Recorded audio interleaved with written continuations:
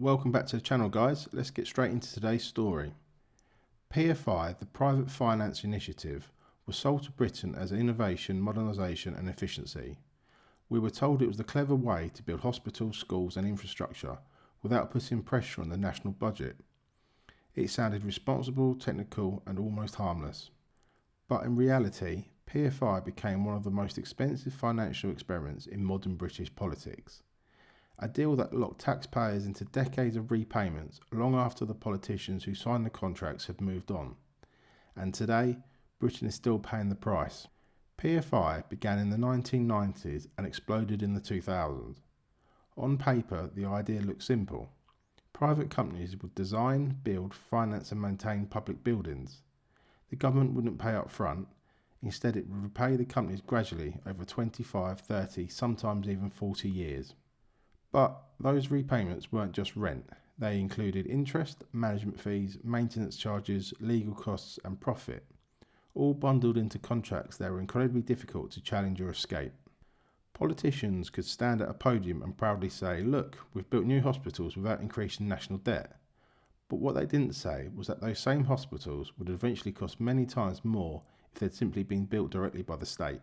Short-term political convenience was traded for long-term financial dependency, and taxpayers were the ones tied to the deal. Now, some of the figures attached to PFI are shocking. A hospital costing a few hundred million to build could, over the length of the contract, end up costing several £billions. Local councils were trapped in rigid payment schedules. NHS trusts had to prioritise PFI payments over staff, equipment and frontline services.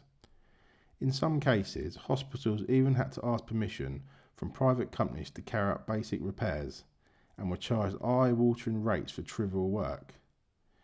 The organisations running the buildings controlled the infrastructure, the maintenance and in many ways the decision making. And this is where so much anger came from. Public institutions couldn't shop around. They couldn't renegotiate. They were locked into contracts even after it became obvious the arrangements were financially damaging and completely unsustainable. The public sector carried the risk, private firms collected the profit, and ordinary taxpayers picked up the bill. PFI didn't just shape finances, it reshaped power inside public services.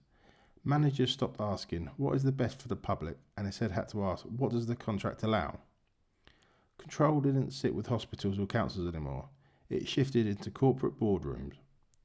For many years, politicians defended PFI as a modern, innovative and efficient. Anyone who criticised it was branded anti-business or stuck in the past. But eventually reality caught up, and when financial pressure hit, public services tied into PFI faced brutal choices. Cut staff, cut resources or keep service in the contract. And of course, service in the contract always came first. Nurses, cleaners and frontline workers felt the squeeze. Meanwhile, investment firms and financial partners continue to receive guaranteed returns protected by long-term, legally watertight agreements. Even when projects underperformed, even when maintenance slipped, even when services were struggling, the repayments kept flowing. Because PFI contracts were designed that way. And this is why PFI matters so much to understand in modern Britain. It fundamentally changed the relationship between the state and private capital. Instead of owning infrastructure outright, Britain ended up renting its own buildings, at premium cost, for decades. We weren't just paying for bricks and mortar, we were paying for interest, financial engineering, consultancy fees, management structures, corporate profit and contractual guarantees. And unlike normal political decisions, which can be reversed or reformed, PFI contracts locked future generations into past mistakes. Communities today are still paying for financial choices made 20 or 30 years ago. Hospitals that were meant to symbolise progress became financial anchors dragging budgets down. Schools that were meant to represent investment turned into long-term liabilities. And the politicians who approved these deals? Most of them walked away years ago. The burden stayed behind, with taxpayers, with workers, with public services. PFI is one of those stories that explains Britain in a single sentence. Short-term political wins, long-term national consequences. It shows what happens when financial trickery replaces common sense and when leaders chase clever accounting instead of sustainable investment. And it proves something many ordinary people instinctively understood. When political decisions go wrong, when the costs spiral, when reality hits, it is never the architects of the system who feel it first. It is nurses, it is teachers, it is patients, it is the local communities. PFI wasn't just a financial mechanism, it was a turning point, one that still shapes Britain today.